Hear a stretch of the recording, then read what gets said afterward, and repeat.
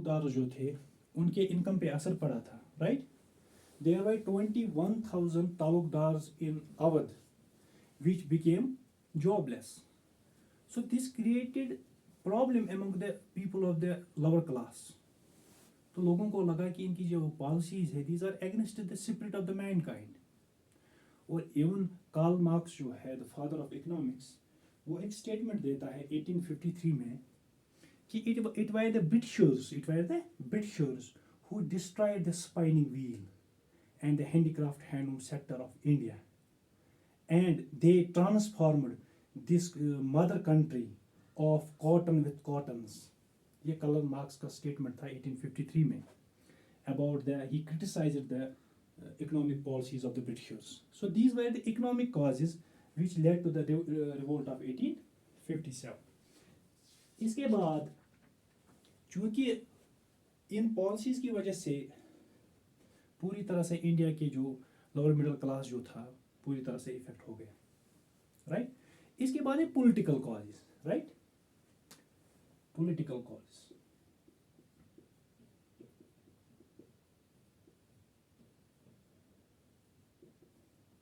देखो, British rule का effect जो था वो रिलीजन पे भी था, पॉलिटिक्स पे भी था, ठीक है, इकोनॉमी पे भी था. तो अकॉर्डिंगली हम वो कॉजेज पढ़ते हैं, राइट. तो पॉलिटिकली कैसे, पॉलिटिकल कॉजेज क्या थे जिसकी वजह से रिवोल्ट हो गया. जो 1857 से पहले गवर्नर जनरल होते थे वो अपने अपने टाइम्स में नए नए इनोवेशंस लाते थे. एडमिनिस्ट्रेटिव इनोवेशंस में सबसे पहले एक पॉलिसी इंडिया में जो लॉर्ड वेलेस्ली ने इंट्रोड्यूस की थी जिसको सब्सिडरी अलायंस कहा जाता है. Subsidiary alliance, subsidiary alliance was introduced by Lord Wellesley, who was the Governor General of India post 1857, right. तो ये subsidiary alliance क्या थी? ये ईस्ट इंडिया कंपनी और प्रिंसली स्टेट्स के दरमियान एक ट्रीटी थी, क्योंकि Britishers were trying to get more and more territories. तो सब्सिडरी अलायंस क्या थी लॉर्ड वेलेस्ली की? वो ये थी कि ईस्ट इंडिया कंपनी और प्रिंसली स्टेट्स के दरमियान एक ट्रीटी हुआ करती थी जिसकी वजह से प्रिंसली स्टेट्स का जो रूलर होता था, राजा होता था, उसको फोर्स किया जाता था कि आप ये टेरिटरी जो है सिलेंडर कर दो in front of the British. So this was the political cause. Subsidiary alliance with Lord Wellesley which was a mutual contract between East India Company and the princely states, in which the princely states were forced to hand over the territory to the British Empire, right. So it was a political cause, right. Marcus duplex एक French governor था, right. Marcus duplex एक French governor था जिसने पहले ये subsidiary alliance का concept जो है यूज किया था. इसके बाद एक और गवर्नर जनरल ऑफ इंडिया जो इंडिया का था 1848 से लेकर 1856 तक, जिसको लॉर्ड डलहौजी कहा जाता है. लॉर्ड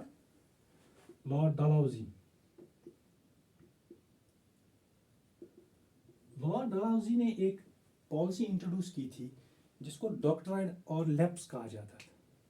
डॉक्ट्राइन ऑफ लैप्स क्या थी? ये भी एक एनेक्सेशन की पॉलिसी थी. क्या थी? इस डॉक्ट्राइन ऑफ लैप्स की वजह से लॉर्ड डलहौजी ने सतारा को, संबलपुर को, झांसी को, नागपुर को, तंजौर को, अर्काट को, इन टेरिटरीज को कैप्चर किया. So this Lord Dalhousie's policy of doctrine of lapse, it was also a policy of annexation. It was a policy how to capture new territories, right? इसमें भी इन्होंने बहुत, और राइट टू सक्सेशन जो Hindu princess को right to succession मिल जाता था वो इन्होंने डिनाई किया था इस लॉर्ड डलहौजी ने. So subsidiary alliance by lord Wellesley and doctrine of lapse by Lord Dalhousie. These were the political reasons. These were the political causes of the revolt of 1857. अब एक और कॉज था जिसको हम कह सकते हैं administrative cause, right. Administrative cause. So far I have told you economic causes, political causes and now administrative cause. Administrative cause ये है कि जो ईस्ट इंडिया कंपनी थी इसमें जो बोर्ड ऑफ डायरेक्टर्स था, जो इसकी बॉडीज थी ईस्ट इंडिया कंपनी में, उसमें जो ऑफिशियल्स थे दे वर करप्टेड। और हिस्टोरियंस, जो मैंने पहले भी आपको बताया, हिस्टोरियंस बिलीव करते हैं कि जो ईस्ट इंडिया कंपनी थी, it was the most corrupted company ever in the history of mankind. So उस ईस्ट इंडिया में ईस्ट इंडिया कंपनी में वो करप्शन का होना, उसमें वो पैसों पे बड़े बड़े ऑफिसर्स की पोस्टिंग होना, तो that destroyed the spirit of the people and people revolted against it. People revolted against, this was the administrative cause, right. और उसके बाद एक और कॉज है जिसको हम इस तरह से हम उसको एक्सप्लेन कर सकते हैं, socio religious causes, right. Socio religious causes. Britishers का रिलीजन क्रिश्चियनिटी था, और जो क्रिश्चियन मिशनरीज इंडिया में आती थी, वो यहाँ पर ब्रिटिश फ्लैग कैरी करते थे। अंडरस्टैंड दिस पॉइंट, वो यहाँ ब्रिटिश फ्लैग कैरी करते थे। For spreading Christianity they used the flag of British in India, and it directly interfered with the sentiments of Muslims and Hindus. So it became a religious cause.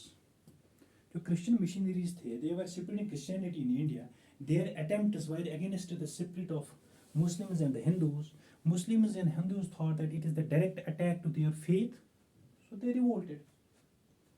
This was the social religious cause, right? और mosques पे tax लगाया जाता था, और जो temple की land है उस पर टैक्स लगाते थे अंग्रेज लोग, ठीक। सो this created resentment among the public. और पांचवा, इसमें बहुत सारे कॉजेज है, फिफ्थ कॉज मैं आपको समझा देता हूँ, important cause, right. These were the general causes. Discontent among sepoys,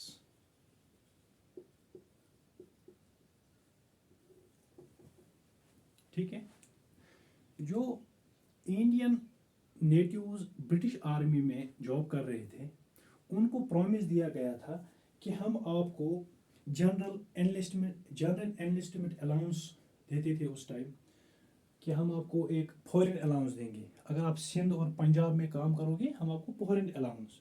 उस फॉरेन अलाउंस को उस टाइम भत्ता कहते थे, the foreign allowance was known as bhatta. They were not paid the bhatta at that point of time, right.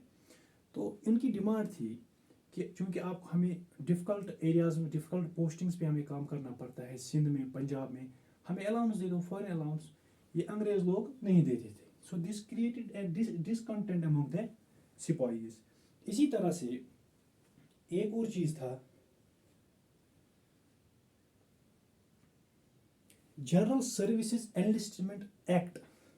General services enlistment act pass किया गया था before revolt of 1857।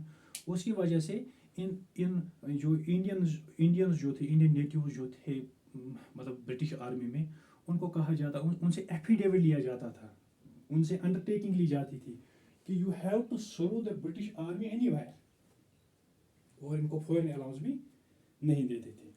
अब और इम्पॉर्टेंट पॉइंट बता देता हूँ, important, most important point. That is point number, this 4 is 5 6। Britishers कहते थे कि sun does not overset in our kingdom. इनको बड़ा फख्र था अपने आप पे कि we can not be defeated, we can not be defeated. लेकिन 1857 में क्या हुआ, 1857 से पहले अंग्रेजों को 3 वार्स में शिकस्त मिल गई।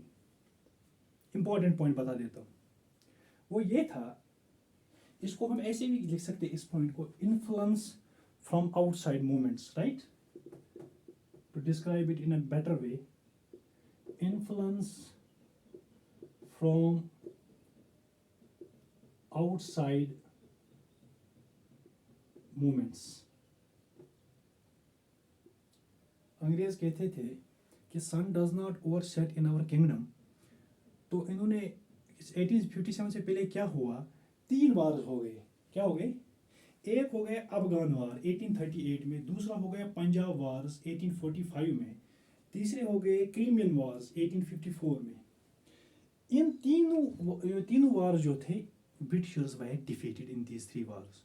और जो इंडिया के लोग थे, they derived an inspiration from this. They thought these British who are saying that sun cannot overset on our kingdom, since they have been defeated in the three wars, it gave a psychological motivation to the Indians that Britishers can be defeated. Britishers can be, important point, influence from outside movements, right? Influence from outside movements. This is about the revolt itself. अब एक important, चूंकि economic cause बता दिए मैंने, political cause बता दिए, subsidiary alliance Lord Wellesley की बता दी, लॉर्ड डलहौसी की डॉक्ट्रिन ऑफ लेफ्ट बता दी, एडमिनिस्ट्रेटिव कॉज में करप्शन वगैरह वो भी बता दी, सोशल रिलीजन कॉज में क्रिश्चियन मिशनरी जो थे वो मतलब they used British flag in India and they created problems, they attacked the sentiments of the Hindus and Muslims, right? Discontent among sepoys में बता दिया मैंने कि फॉरेन अलाउंस नहीं मिलता था, ठीक है, फॉरेन अलाउंस को बता के थे उसको मतलब वो नहीं मिलता था, और सर्विस एनलिस्टमेंट एक्ट के हिसाब से they were suppose to give their services anywhere, ठीक है। और ये पॉइंट समझा दिया मैंने, इन्फ्लुएंस फ्रॉम आउटसाइड मूवमेंट्स। एक इंपॉर्टेंट चीज है द स्पार्क, द चिंगारी कहाँ जल गई, द स्पार्क। जब हम हिस्ट्री पढ़ते थे 6th-7th क्लास में, उस टाइम कहते थे this is the immediate cause of revolt of 1857। Higher class में इसको द स्पार्क कहते, ठीक है, this was the immediate cause of the revolt of. अब ये इमीडिएट क्या कॉज क्या था, जिसकी वजह से चिंगारी जल गई, जिसकी वजह से रिवोल्ट स्टार्ट हो गया, दैट वाज द स्पार्क। वो स्पार्क क्या था, bone dust. Bone dust mix किया जाता था फ्लोर में, आटे में किया जाता था मिक्स, क्या, बोन फ्लोर, ठीक है, आटे में बोन्स मिक्स की जाती थी। That hurted the sentiments of the sipahis, because in the British army there were Muslims also, there were Hindus also. और इंपॉर्टेंट चीज, introduction of Enfield rifle. Enfield उस टाइम 1857 में ब्रिटिशर्स ने एक सोफिस्टिकेटेड एनफील्ड राइफल जो है अपनी आर्मी में इंट्रोड्यूस की थी, राइट? इस राइफल का जो कार्ट्रिज था, उसको सिपाही को उसको लोड करने से पहले उसको बाइट करना पड़ता था।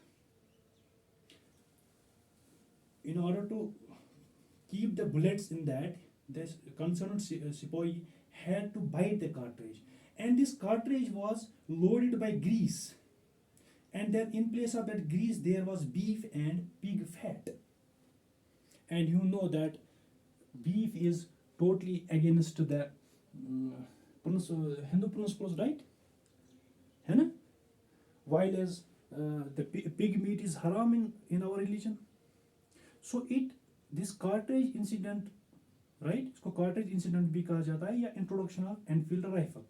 इसमें जो ग्रीस जो इसमें होती है उसमें फिक्स किया जाता था क्या, एक तो बीफ, दूसरा था pig fat. So cows are, because cows are sacred animals to Hindus and pig is taboo for Muslims, right? So this created resentment among Muslim soldiers and Hindu soldiers in the British army. So this became the immediate cause of revolt of 1857, which is known as the spark, और 19th navy infantry जो थी बैरकपुर में, बैरकपुर एक जगह है waste Bengal में, बैरकपुर में जो 19th नेवी इन्फेंट्री थी, उन्होंने रिफ्यूज किया, उन्होंने कहा हम ये एनफील्ड राइफल यूज नहीं करेंगे। और उसके बाद 34th नेटिव इन्फेंट्री का एक लीडर था, एक सिपाही था, he later became a leader also, he became a national figure, उसको हम कहते हैं मंगल पांडे, राइट?